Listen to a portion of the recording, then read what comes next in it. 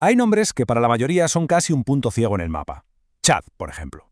Es uno de esos nombres, pero ¿y si esa sensación de vacío fuera el resultado de una historia que ha sido borrada a propósito? Bienvenidos a un análisis sobre una soberanía perdida y un conflicto diseñado desde sus cimientos.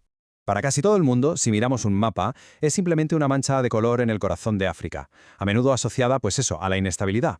Pero esa visión es tremendamente superficial. Es como una pantalla que oculta una realidad geopolítica y una historia de una riqueza inmensa que hoy vamos a intentar desvelar.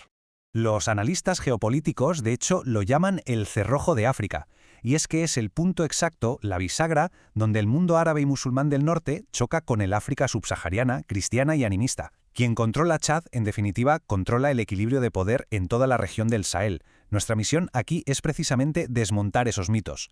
Vamos a examinar el pasado profundo de esta región, pero no como una simple colección de hechos, sino para entender cómo son las causas directas y en muchos casos deliberadas de su presente. Y para arrancar tenemos que derribar el mito más grande de todos, la idea de que la historia de esta región comenzó con la llegada de los europeos. Vamos a ver por qué eso es radicalmente falso. Y antes de seguir, si este tipo de análisis te parece importante, ayúdanos a seguir sacando a la luz estas historias. Dale a me gusta, comparte, activa las notificaciones y déjanos tu reflexión en los comentarios. Tu apoyo es fundamental. Muy bien, vamos a ello. La narrativa colonialista nos vendió la imagen de un África precolonial sin Estado, sin historia. Pues bien, el primer pilar que debemos derribar es justo ese.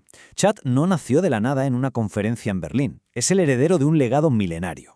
1000 años. Paremos un momento a pensar en esa cifra. Es lo que duró el imperio de Kanem-Bornu, un poder político estable que existió desde el siglo IX hasta el XIX.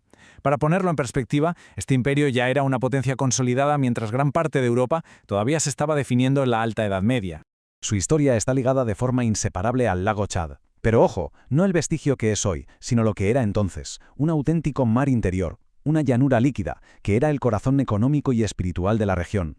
El imperio no nació de la escasez, sino de la abundancia y del control estratégico de las rutas que conectaban el Mediterráneo con el Golfo de Guinea. Y esto es lo realmente interesante, porque refuta por completo la idea de que eran solo tribus. Como señala el analista Marcelo Gullo, Kanem-Bornu tenía todos los atributos de un Estado soberano moderno.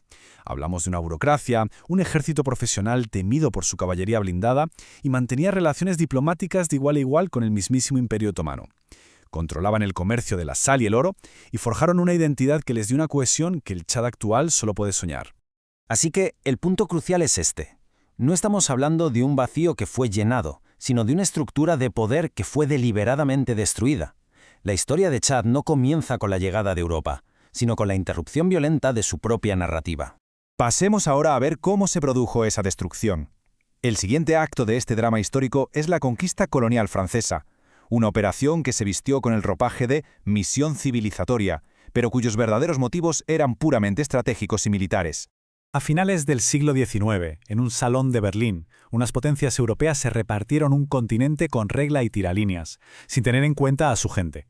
Para Francia, Chad era la pieza que faltaba en su puzzle para crear un eje colonial continuo desde el Congo hasta el Atlántico y el Mediterráneo. Era una necesidad estratégica, no un proyecto humanitario. Aquí vemos el gran divorcio entre la propaganda y la realidad.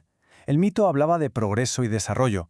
La realidad era brutalmente simple: asegurar el territorio, extraer recursos como el algodón y, sobre todo, reclutar a los tirailleurs, los soldados chadianos que lucharían y morirían por Francia en guerras europeas. Y esto lo ilustra todo. Los propios franceses ni se molestaron en ocultarlo. El nombre oficial de la colonia lo dice todo: el territorio militar de Chad. Como apunta el historiador Juan Miguel Zunzunegui, Chad fue la Cenicienta del imperio, la colonia en la que menos invirtió, un simple cuartel administrado por y para el ejército. Esto nos lleva al legado más duradero y venenoso del colonialismo, la creación de las fronteras artificiales del Chad moderno, una herida geopolítica diseñada para no cicatrizar jamás. Este es el pecado original que define toda la historia postindependencia de Chad. La decisión de fusionar bajo una única bandera a dos mundos que no solo eran distintos, sino históricamente antagónicos. Miremos esta tabla. Por un lado, el norte, saheliano, musulmán, de pueblos nómadas y comerciantes como los árabes y los tubú, los herederos del antiguo imperio. Por otro, el sur, subsahariano, cristiano y animista, de pueblos sedentarios y agricultores como los Sara. Dos cosmovisiones, dos economías, dos mundos forzados a convivir en la misma jaula administrativa.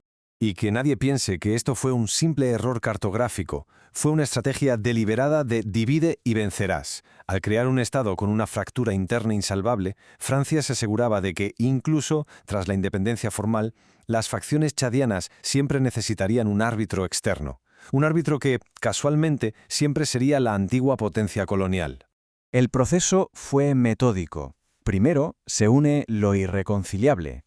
Segundo, se crea una división estructural que genera resentimiento perpetuo. Y tercero, en 1960 se concede una independencia que no es más que un cambio de guardia, entregando el poder a una nación diseñada para el conflicto civil desde su nacimiento. Y esto nos deja con la pregunta final, la que resuena a través de las décadas de golpes de Estado y guerras civiles que han asolado Chad. Cuando los cimientos de una nación son una trampa geopolítica, ¿es posible recuperar la soberanía que fue arrebatada hace más de un siglo? La respuesta define no solo el futuro de Chad, sino el de gran parte de un continente. Yo soy Hispania Eco y esto ha sido El Imperio del Sahel.